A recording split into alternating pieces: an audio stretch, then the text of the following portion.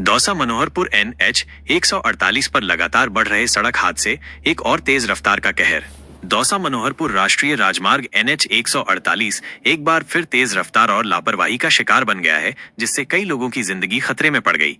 शनिवार सुबह खाटू श्याम जी के दर्शन कर लौट रही एक तेज रफ्तार कार अनियंत्रित होकर सड़क से फिसल गई और 20 फीट गहरी खाई में जा गिरी।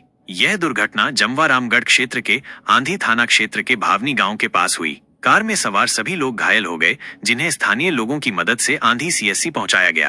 प्राप्त जानकारी के अनुसार यह कार यूपी नंबर की बताई जा रही है। कार में सवार यात्री खाटू श्याम जी से लौट रहे थे, लेकिन रफ्तार और सड़क की लापरवाही ने उनकी खुशियों को दर्द में बदल दिया। NH 148 पर हादसों का बढ़ता सिलसिला चिंता का विषय। NH 148 पर लगातार बढ़ते हादसों ने गंभीर चिंता पैदा कर दी है। पिछले 65 दिनों में इस हाईवे पर 14 हादसों में 23 लोगों की जान जा चुकी है और दर्जनों घायल हुए हैं। सिर्फ 3 दिन पहले हुए भीषण सड़क हादसे में 7 लोगों की मौत ने पूरे क्षेत्र को झकझोर कर रख दिया था। सबसे दर्दनाक हादसा 11 जून को हुआ, जब एक शादी समारोह के दौरान दुल्हन सहित 6 बारातियों की दर्दनाक मौत हो गई। इस हादसे ने पूरे इलाके में शोक और आक्रोश की लहर फैला दी। स्थानीय लोगों का आरोप प्रशासन और NHAI की उदासीनता। स्थानीय लोगों का कहना है कि प्रशासन और NHAI की उदासीनता इन हादसों की एक बड़ी वजह बनती जा रही है। न तो स्पीड कंट्रोल के पुख्ता इंतजाम है और न ही सड़क किनारे सुरक्षा बैरियर लगाए गए हैं। प्रशासन को अब सख्त कदम उठाने होंगे। NH 148 पर ट्रैफिक नियंत्रण, स्पीड ब्रेकर और नियमित पेट्रोलिंग जैसे उपाय जल्द किए जाने चाहिए, ताकि और जाने न जाएं।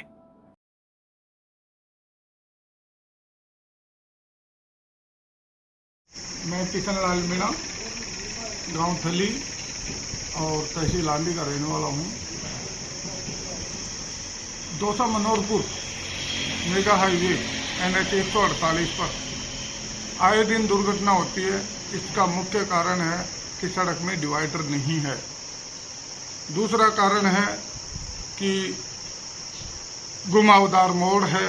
तीसरा कारण है तेज रफ्तार से चलते वाहन जिन पर कोई कंट्रोल नहीं है। चौथा कारण है सड़क पर गति सीमा के कोई संकेतक बोर्ड नहीं है।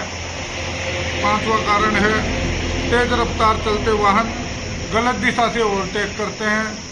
छठा कारण है ज़्यादातर लोग नशे में वाहन चलाते हैं, जिन पे कोई कार्रवाई नहीं होती है। अगर इसी तरह दुर्घटनाएं होती रही तो जल्दी ही एक बहुत बड़ा आंदोलन होगा। कारण है कि हमने तहसीलदार, SDO, कलेक्टर के माध्यम से कई बार केंद्रीय सड़क परिवहन मंत्री और प्रधानमंत्री के नाम ज्ञापन सौंपे हैं, लेकिन आज तक उन पर कोई कार्रवाई नहीं हुई है। और यह सड़क 4 लेन होना अति आवश्यक है। अगर ऐसा नहीं होगा तो जल्दी ही बहुत बड़ा आंदोलन करेंगे, जिसकी जिम्मेदारी स्वयं प्रशासन और सरकार की रहेगी।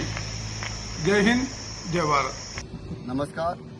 दौसा मनोहरपुर जो हाईवे है, इस पे लगातार जो एक्सीडेंट हो रहे हैं, उन एक्सीडेंटों के मैं बहुत खेद प्रकट करना चाहता हूँ। और पिछले दिनों में देश के यशस्वी परिवहन और सड़क मंत्री जी नितिन गडकरी मिलकर इसके बारे में पूरी जानकारी देकर उनसे आग्रह किया था। उन्होंने कहा था, विश्वास दिलाया कि जल्दी 4 लेन को बना के इसे DPR बढ़ाएंगे और पुनः ऐसी घटना नहीं हो, इसलिए हम कटिबद्ध है, यह हम आपको विश्वास देते हैं।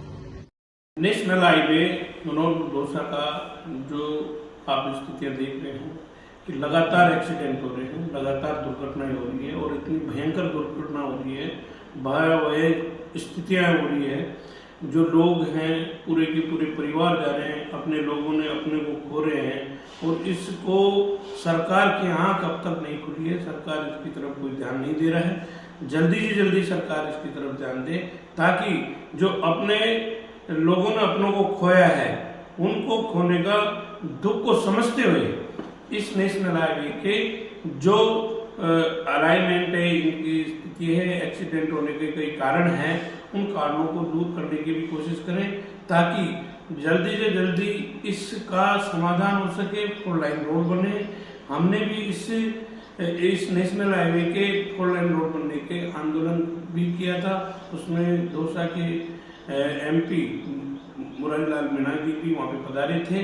उन्होंने भी आश्वस्त किया था कि मैं वर्तमान जो मंत्री जी हैं उनसे बात करूंगा और इसका जल्दी से जल्दी 4 लाइन रोड करवाने की बात करेंगे। लेकिन सरकार आज तक इसकी ओर ध्यान नहीं दे रहे। अगर सरकार ध्यान नहीं देगी तो हम जल्दी से जल्दी इस पे और कोई बड़ा आंदोलन करने का काम करेंगे, ताकि आम जन इससे जुड़कर बड़ा आंदोलन का रूप ले और सरकार इसकी ओर ध्यान दे। नहीं तो सरकार आज तक जो भारतीय जनता पार्टी की सरकार केंद्र में भी है और राज्य में भी है, फिर भी इसकी ओर आज तक कोई ध्यान नहीं दिया गया है। करीबन 16 महीने में 251 लोगों की एक्सीडेंट हुए हैं, उसमें से 73 लोगों की जान गई है और 230 लोग घायल हुए हैं। इसकी ओर सरकार का ध्यान अब तक नहीं पड़ा है। सरकार बिल्कुल नींद लिए हुए बैठी है। इनकी नींद उखाड़ने के लिए कांग्रेस पार्टी के तमाम कार्यकर्ता इस नेशनल हाईवे पर आंदोलन करने के लिए तैयार हैं और जल्दी जल्दी इसमें हम कोशिश करेंगे कि जल्दी जल्दी लोगों को इसमें जोड़कर और बड़ा आंदोलन का रूप लें। धन्यवाद।